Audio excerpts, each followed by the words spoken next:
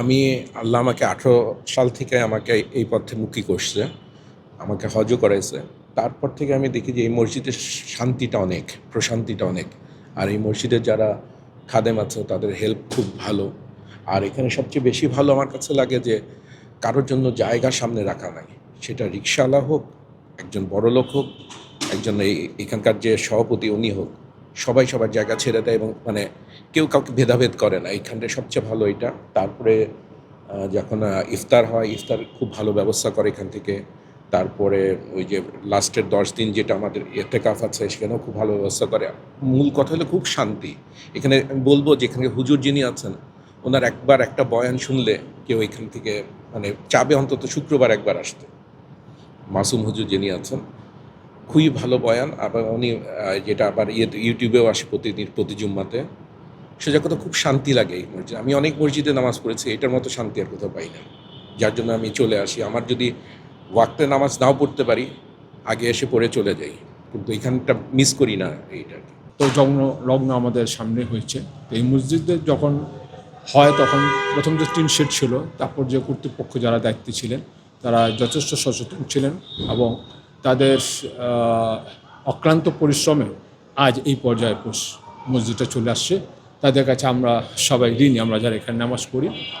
এবং এখানে tin shed থেকে আস্তে আস্তে এই বিল্ডিং করা হলো।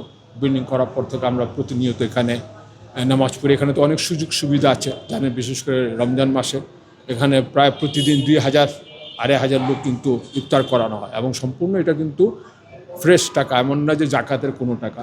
এটা হলো সবার স্বতঃস্ফূর্তভাবে টাকা দিয়ে রমজান মাসে ইফতার করা যায়, সব পাওয়া যায়, সব হাসিলের জন্য এখানকার অধিবাসীরা এটা করে থাকে।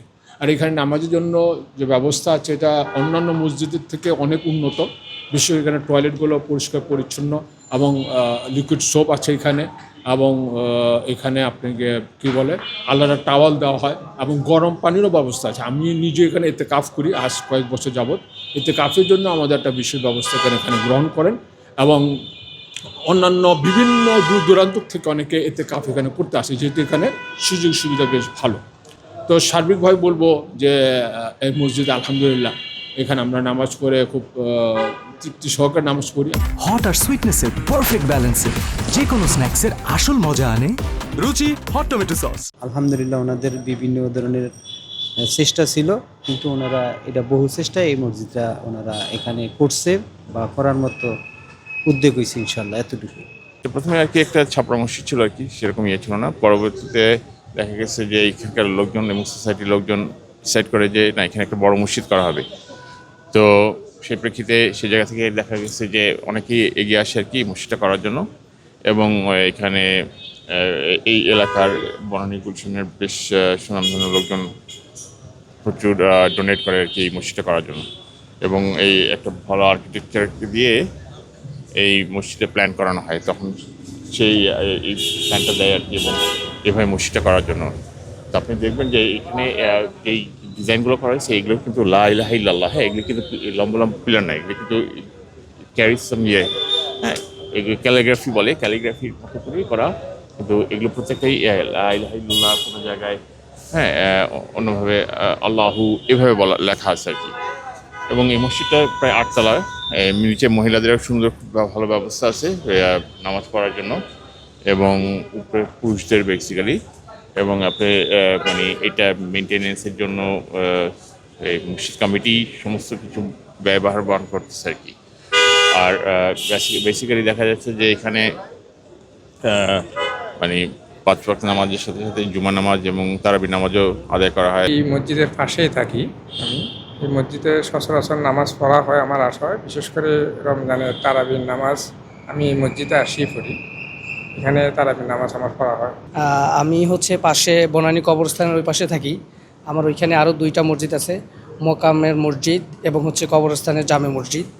তো আমি ওইখান থেকে এখানে আসার উদ্দেশ্য এখানে যে নামাজ পড়ার একটা ফিলিংস, যে একটা আত্মতৃপ্তি এখানে আমরা উপভোগ করতে পারি। এখানে একটা যে নামাজের একটা শৃঙ্খলা, সৌন্দর্য, এখানকার ভিতরে একটা আত্মতৃপ্তি আসে এবং নামাজ পড়ে আমরা একটা আত্মশক্তি পাই এবং খুবই ভালো লাগে। এই জন্যই মূলত এখানে আসা।